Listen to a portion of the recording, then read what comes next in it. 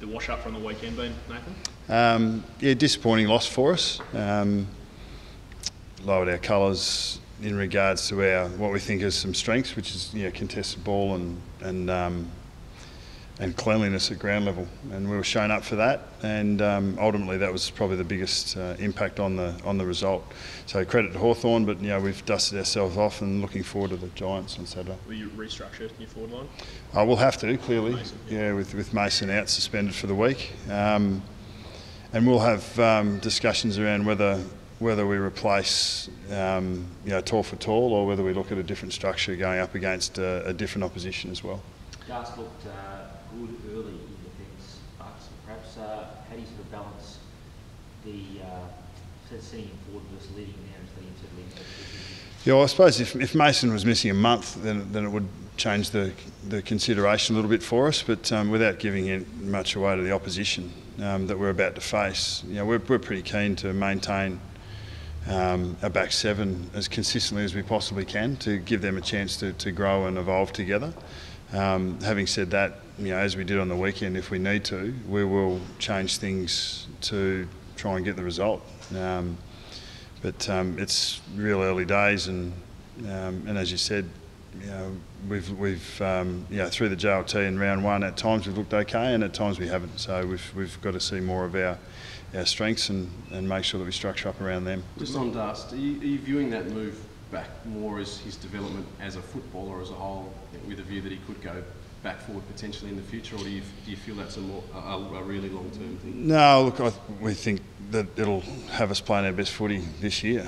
That's why we've planned for it, and we really don't have enough of a sample size to make an alternate judgment on that yet. How have you managed Pendles this week? He's hardly the worst offender on Saturday night, but he was relatively quiet, and he's been incredibly consistent for a long time. How do you sort of manage the spotlight on this week? Yeah, we take a breath and let him do what he does. Alex Fasolo, weekend too soon for him? Faz was really good last week, so he was quiet in his first 2 or 3 games. His attitude, effort and output was a lot better on the weekend, and we need to see that for a bit longer. And did Daniel Wells get a half in okay in the end? Yeah, and sort of graduated program, working back up to full fitness, and that was a positive step for him. Make the right calls as he goes along, get some solid training load in, and make sure that when we pull the trigger on him, that he's the best possible chance of not having a relapse. Would Mason have kept his spot this week? Yes. Given structure, so he's likely to come straight back in after his suspension's done? Yep. With Josh Smith out, does Tim Broomhead and Jared Blair come into the equation? Yeah, Broomhead, Blair, Chris Mayne played really well. Young Braden Sire is starting to step up through the midfield, but that's out of role a little bit, not like for like. But yeah, we've got a few players there that we've got to go to, so we'll discuss them this afternoon and Thursday. How dangerous to the Giants look?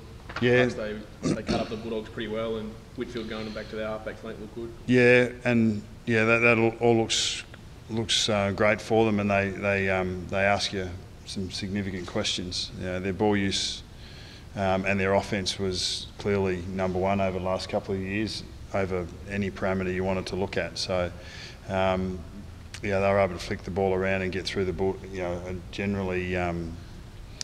A generally really strong Bulldogs defence quite easily. So whether that was the Dogs or whether it was Giants, we've got to give credit to the Giants. And we weren't able to put much pressure on them 3 or 4 weeks ago in the JLT, and they showed us up there as well. So we've got some things to look at, and they'll be a real challenge for our defensive strategies and tactics, and we're looking forward to that. Paul Roos comments come across your desk? Yeah, I mean, it's really easy. The bloke's had 54 touches. He played really well, easily best on ground.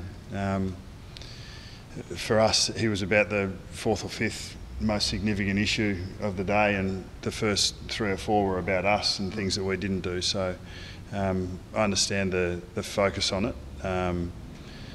Just for a bit of perspective, he had 17 touches in the last quarter, and we went inside 19 times to 9. So it's not all about touches. Clarko gave Ben Stratton their second best on ground. He had 12 touches and had a fairly strong impact on the game as well. So I understand the focus, but I don't necessarily agree. Yeah, not to keep harping on it, but just how, I guess, fierce his comments were. You've worked in the media. I mean, do you know that's just par for the course, or were you a bit irritated? I know of them. I don't, and I know what they're about, but I didn't read it. Chris Mayne, can you tell us maybe where he's at? I mean, we had 35 touches on the weekend. Not that touches are everything, but he had he had a really good impact, and he's had a really solid pre-season. And I think he's bounced off a pretty disappointing year last year with a first-class attitude, which we know he's always had, and just seems to have his legs under him a little bit more. So he's covering the ground better. He's put himself in the frame. So it's been a good pre-season for him, and he'll get his opportunities. Can I just ask from the outside, I've got to ask this, what does it say about him and your attitude towards him that he couldn't get a game with the injuries you've got in your front half? Now? So, yeah, as of round one. Well, there's no use going back over it. Our attitude to him is that and to any other player on the list, is if we think that you're going to help us win a game of footy, you'll play. And our players understand that. Manny's got some fantastic strengths that we are looking forward to him bringing to the table, and he's working away diligently and doing everything in his power to prepare himself to be able to impact when he gets those opportunities. So he's been really positive. I think it's fair to say the Giants looked pretty impressive on the weekend. You draw on your very positive performance against them last year, and still in belief in the group sweep.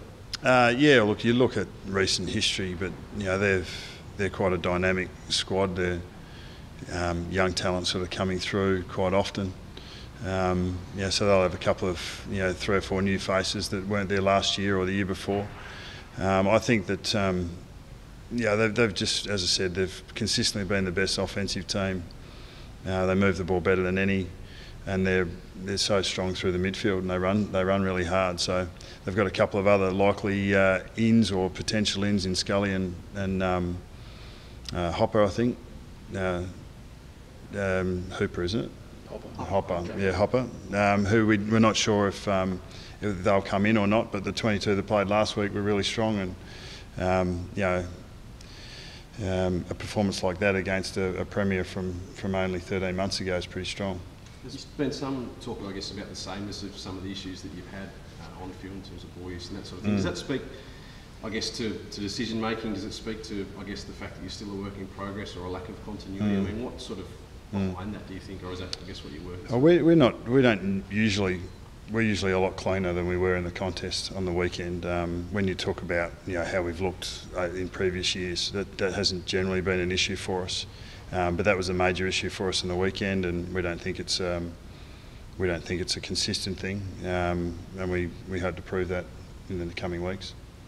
Do you go about changing that this week? Like, do you look at more vision in terms of guys being a bit more clean? Like, how do you sort of work on that on the training track? You just get more touch in. There's no magic formula. You just go back to what you've done, and you trust the processes. And we had a lot of players sort of lower their colours against their best performance, and there's no surprise that you get a result like that off the back of it. Having said that, we're in the game with half a quarter to go, and had the weight of possession, but it's not something that you hang your hat on. We've got to play a lot better. We didn't play well, and we got to suck that up and have a crack on Saturday. Often there can be an overreaction from the outside about round one. No, I didn't notice. How do you shield a playing group from that? And do you think there can be a risk of that affecting a playing group? Not the media scrutiny, I guess, them assessing their own performance. There's no doubt when you've got expectations coming into a season and you lower those expectations, you've got to carry that as players and coaches. But no, we're made of sterner stuff. So I did say that we'd let our footy do the talking, and we still plan to do that. At the moment, it's not doing a whole lot of talking, but now we're looking forward to the challenge this Saturday.